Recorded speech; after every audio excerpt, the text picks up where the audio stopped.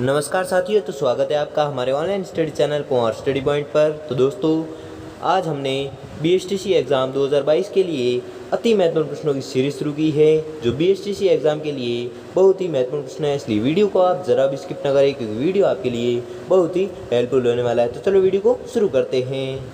तो आपका पहला सवाल है, राजस्थान का प्रथम खुला विश्वविद्यालय कहाँ पर स्थापित है? राजस्थान का प्रथम खुला विश्वविद्यालय कहाँ पर स्थापित है? तो आपको याद रखना है, यह स्थापित है कोटा में। ठीक है, तो आपको 25 प्रश्न दिए जाएंगे, जिसमें से आपने कितने प्रश्न सही किए हैं वो हमें कमेंट बॉक्स में कमेंट करके जरूर बताएं। इसलिए मैं प्रश्न पढ़ूँ उससे पहले आप उत्तर तैयार रखें, जिससे कि आपकी प्रिपरेशन होती रहे। ठीक है, तो अगला सवाल देखते हैं।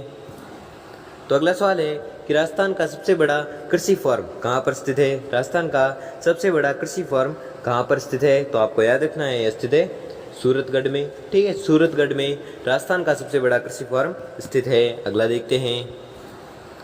अगला सवाल है, राजस्थान में सिंचाई का सबसे प्रमुख साधन है? राजस्थान में सिंचाई का सबसे प्रमुख साधन है, तो कौन सा है? कुआं है, नलकूप। ठीक है, कुआं है, नलकूप है जो राजस्थान में सिंचाई का सबसे प्रमुख साधन है। अगला देखते हैं। अगला सवाल है, राजस्थान का सर्वाधिक क्षेत्रीय विस्तार वाला नगर है? राजस्थान का सर्वाधिक क्षेत्रीय विस्तार वाला नगर है, तो कौन सा नगर है? अजमेर। ठीक है, अजमेर है जो राजस्थान का सर्वाधिक क्षेत्रीय विस्तार वाला नगर है। अगला देखते हैं।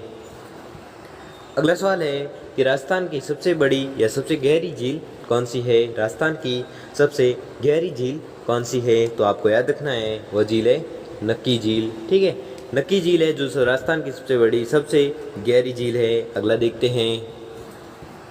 अगला सवाल है, राजस्थान का सबसे बड़ा औद्योगिक नगर है? राजस्थान का सबसे बड़ा औद्योगिक नगर है, तो कौन सा है? कोटा। ठीक, कोटा है जो राजस्थान का सबसे बड़ा औद्योगिक नगर है। अगला देखते हैं। अगला सवाल है, राजस्थान की सर्वाधिक प्राचीन जनजाति है? राजस्थान की सर्वाधिक प्राचीन जनजाति है, तो आपको याद रखना है, वह जनजाति है भील। भील जनजाति है जो राजस्थान की सबसे प्राचीन जनजाति है। अगला देखते हैं। अगला सवाल है कि राजस्थान का सर्वाधिक शुष्क स्थान है? राजस्थान का सर्वाधिक शुष्क स्थान है, तो आपको याद रखना है, वह स्थान है फलोदी। ठीक है, फलोदी स्थान है जो राजस्थान का सर्वाधिक शुष्क स्थान माना जाता है। कौन सा? फलोदी। अगला देखते हैं। अगला सवाल है कि राजस्थान की सर्वाधिक आबादी वाली जनजाति है? राजस्थान की सर्वाधिक आबादी वाली जनजाति है, तो कौन सी जनजाति है? मीणा। ठीक है, मीणा जनजाति है जो राजस्थान की सर्वाधिक आबादी वाली जनजाति मानी जाती है। अगला देखते हैं। अगला सवाल है कि राजस्थान की सबसे बड़ी मानव निर्मित झील है? राजस्थान की सबसे बड़ी मानव निर्मित झील है, तो कौन सी है? जयसमंद। ठीक है, जयसमंद झील है जो राजस्थान की सबसे बड़ी मानव निर्मित झील है। अगला देखते हैं। अगला सवाल है कि राजस्थान की सर्वाधिक पवित्र झील किसे माना गया है? राजस्थान की सबसे पवित्र झील किसे माना गया है? तो आपको याद रखना है, वह झील है पुष्कर झील। ठीक है, पुष्कर झील को राजस्थान की सर्वाधिक पवित्र झील माना गया है। अगला देखते हैं। तो आपका अगला सवाल है कि राजस्थान की सर्वाधिक प्राचीन प्राकृतिक झील कौन सी है? तो आपको याद रखना है, वह झील है पुष्कर झील। ठीक है, पुष्कर झील है जो राजस्थान की सर्वाधिक प्राचीन एवं प्राकृतिक झील है। अगला देखते हैं। अगला सवाल है, राजस्थान की सबसे बड़ी खारे जल की झील कौन सी है? तो आपको याद रखना है, वह झील है सांबर झील। सांबर झील है जो राजस्थान की सबसे बड़ी खारे जल की झील मानी जाती है। अगला देखते हैं। अगला सवाल है कि राजस्थान की सबसे बड़ी मीठे जल की झील कौन सी है? राजस्थान की सबसे बड़ी मीठे जल की झील कौन सी है? तो आपको याद रखना है, वह झील है जयसमंद। ठीक है, जयसमंद झील है जो राजस्थान की सबसे बड़ी मीठे जल की झील मानी जाती है। अगला देखते हैं।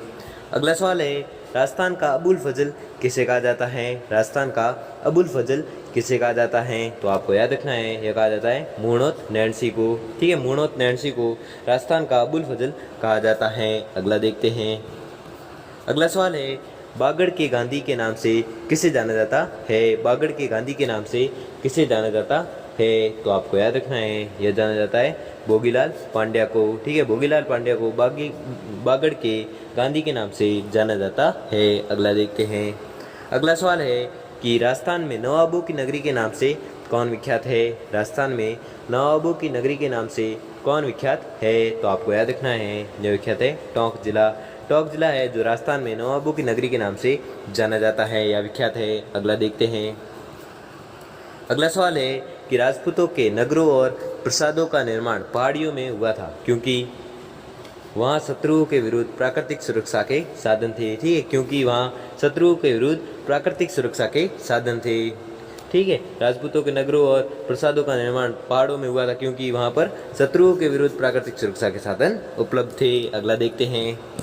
अगला सवाल है भयंकर अकाल जो राजस्थानी लोगों में छप्पनिया अकाल के नाम से जाना जाता है वह कब घटित हुआ? तो आपको याद रखना है वह हुआ था 1899 से 1900 1899 से 1900 ईस्वी में छप्पनिया अकाल घटित हुआ था। जो राजस्थान में हुआ था वह कब हुआ था? 1899 से 1900 ईस्वी में। अगला देखते हैं। अगला सवाल है डिलिका की स्थापना किसने की? डिलिका की स्थापना किसने की? तो आपको याद रखना है तोमर वंश ने। ठीक है, तोमर वंश ने डिलिका की स्थापना की थी। अगला देखते हैं। अगला सवाल है वह कौन मेवाड़ का मशहूर शासक था जिसने अचलगढ़ के किले की मरम्मत करवाई थी? वह कौन जो मेवाड़ का मशहूर शासक था जिसने अचलगढ़ के किले की मरम्मत करवाई थी? तो आपको याद रखना है वह था महाराणा कुंभा। ठीक है, महाराणा कुंभा वह शासक था जिसने अचलगढ़ के किले की मरम्मत करवाई थी। अगला देखते हैं। अगला सवाल है 1733 ईस्वी में जिज मोहम्मद शाही पुस्तक जो नक्षत्रों संबंधी ज्ञान से संबंधित है उसके लेखक कौन है? तो आपको याद रखना है वह उसके लेखक है जयपुर के स्वाई जय सिंह। जयपुर के स्वाई जय सिंह है जिसके लेखक है कौन? जयपुर के स्वाई जय सिंह। ठीक है, 1733 ईस्वी में जिज मोहम्मद शाही पुस्तक जो नक्षत्रों संबंधी ज्ञान से संबंधित है उसके लेखक कौन है? जयपुर के स्वाई जय सिंह। अगला देखते हैं। अगला सवाल है राजपूतों के किस वंश ने जयपुर रियासत पर शासन किया था? राजपूतों के किस वंश ने जयपुर रियासत पर शासन किया था? तो आपको याद रखना है वह था कछवाहा। ठीक है, कछवाहा वंश ने जयपुर रियासत पर शासन किया था। अगला देखते हैं। अगला सवाल है राजस्थान में सती प्रथा सर्वप्रथम निषेध की गई थी। राजस्थान में सती प्रथा सर्वप्रथम निषेध की गई थी तो कहाँ पर की गई थी? जयपुर में। ठीक है, जयपुर में सती प्रथा सर्वप्रथम निषेध की गई थी। अगला देखते हैं।